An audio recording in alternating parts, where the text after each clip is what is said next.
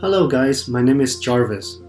I am a computer science student and I just finished my 4th year last semester. So far, I have taken 3 Japanese courses at Waterloo and it was a really great experience for me. So I have a friend from high school who is also a computer science student at Waterloo.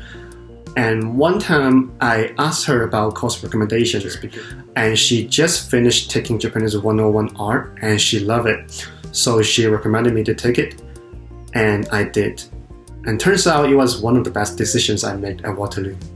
These 3 courses did give me the motivation and confidence to keep studying Japanese and become professionally proficient in Japanese in the near future. And I think that's very valuable to me because I am interested in working in Japan after graduating. My favorite parts of the Japanese courses are the tutorials. This is because in these tutorials, we are graded based on how much we talk in Japanese instead of whether the things we talk are correct or not. And I think this is really important because when we try to learn a new language, we must make so many mistakes.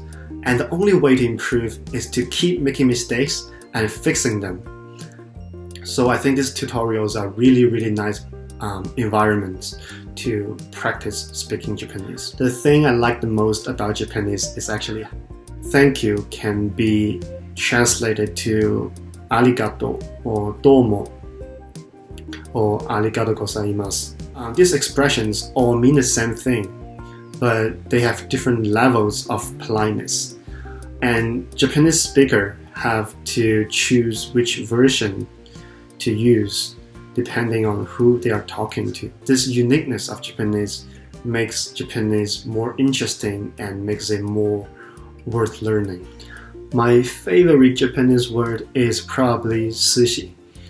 I think it's because it's the first Japanese word I learned, and probably also because sushi is really delicious. And I think that explains why my keychain is a sushi. For the people who are interested in learning Japanese, I believe they will have a great time because they will be able to learn a lot and the professors are all very nice.